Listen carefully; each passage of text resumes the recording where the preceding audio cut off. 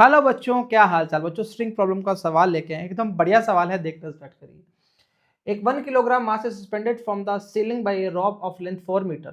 A horizontal force F is applied at the midpoint of the rope so that the rope makes angle कितना है 45 degree with the respect to vertical axis shown in figure. The magnitude of F की बात करना start करनी है हमें।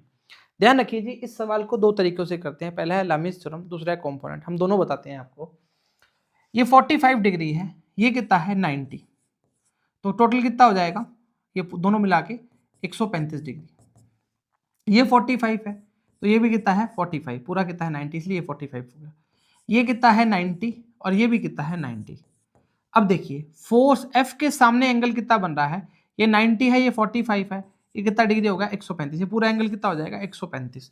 तो F upon में साइन 135। डन है क्या? ये देखिए 1 किलोग्राम मतलब नीचे क्या लगेगा mg, मतलब कितना हो जाएगा 10 न्यूटन की बात करेंगे। और T2 का वैल्यू भी कितना हो जाएगा 10। 10 के सामने एंगल देखिए, ये 10 है, ये 90 और 45, ये भी कितना है 135।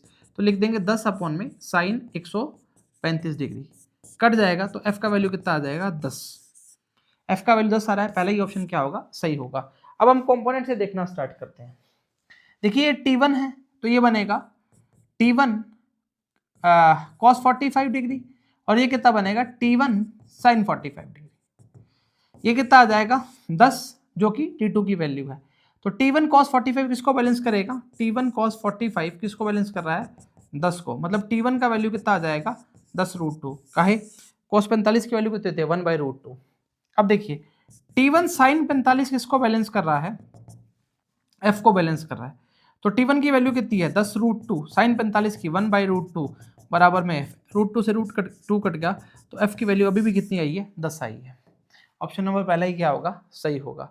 ऐसी अमेजिंग वीडियोस के लिए चैनल को सब्सक्राइब कीजिए। धन्यवाद।